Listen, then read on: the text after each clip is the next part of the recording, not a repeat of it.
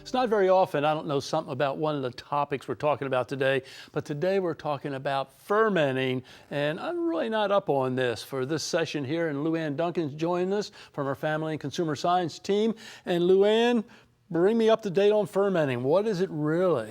Well, I'm going to be honest with you. It's just becoming something really popular. I had to do some research on this too. It's an old practice, very old practice. And basically, good bacteria are used to sour whatever the product is, and sourdough bread was probably the first kind of bread. Yogurts we've had around forever, buttermilks we've had around forever, sauerkraut and pickles. But people are starting to try to ferment a lot of things because they want that good bacteria. I was going to ask you, why do it? Yes, exactly. Well, that good bacteria are known as probiotics, and people are even trying to buy probiotics now so that they get that in their system, and it's good for your gut and helps you stay healthy and helps you fight off bad bacteria. As a nutritionist, is it we don't have this and we used to have it in our system, or what's the I think it's a trend. A trend? Okay. We always have bacteria. We have trillions of bacteria around us and in us, and we have the good ones. However, antibiotics are always an issue. If we take antibiotics, that can throw things off, and so people are being cautious. Okay, now you have lots of things to show us here. Yes. Now we have a few things that are fermented that we do all the time, right? Right.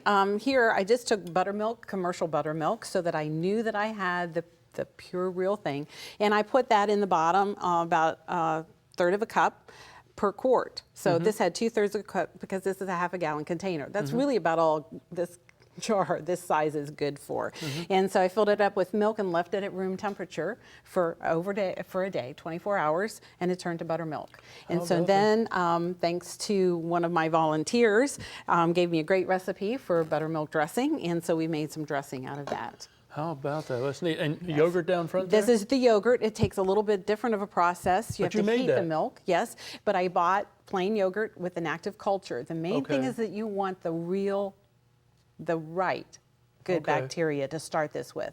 And sometimes you can get the wrong bacteria. We have all kinds of bacteria floating around, and we don't want to get the wrong one. It's kind of scary, actually. Very much so. Because when I was a kid, they would take milk from the farm and let it sit out and produce something called clabber. You ever heard of that? I've heard of it, yes. Yeah, and that's a fermented process also. And people would love it. They just let it sit out there, and that's the way it would go. Now, there are a number of safety issues, right, when it comes to fermenting? Even with this particular product, if I kept these open next to each other, the bacteria are going to cross-pollinate or whatever you want to call it. And so we want the apple cider. I used apple cider vinegar with an active culture called Mother. When you get into the kombuchas and those kinds of things, you're going to run into bacteria that might not be pure.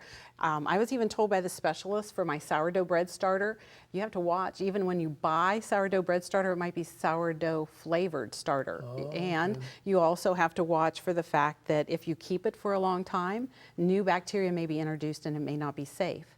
If it's the bad bacteria, it's going to make you sick. Yeah, and you've been making some things like pickles. Yes. Now, I always thought pickles were vinegar and salt and stuff like that. And those are the easiest ones to do. Yeah. I'm going to be honest with you. This is fermented. 5 times to try to get one kind of good batch. It's cloudy. It's expected to be that. We tested it, so the acid level's okay. We ate it, and I'm still kicking.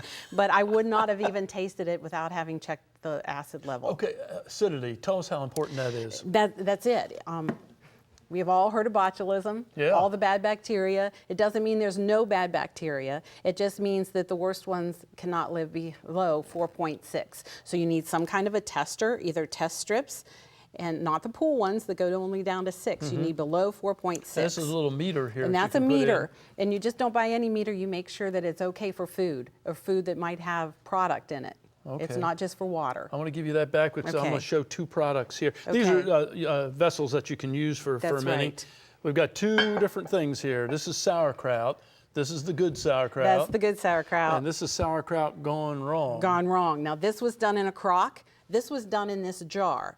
And sometimes if you do it in the jar, you have a gone wrong much easier. I didn't think you could foul up sauerkraut. Oh yeah, well, the wrong bacteria got in there, and you don't want to smell that, I promise. It smells terrible. Well, I won't threaten the staff here then by opening it up. Anyway, Luann, thank you very much. I'm sure you have information, right? Definitely. Okay, good. If you want information on fermenting, it's a new topic to me too, folks. So if you want information on making sauerkraut or maybe some of the other things, the pickles, call the extension office. Luann would be happy to talk to you and guide you through it. And maybe she'd even like to taste test some of the things that you've made. How about that? Be kind of neat too.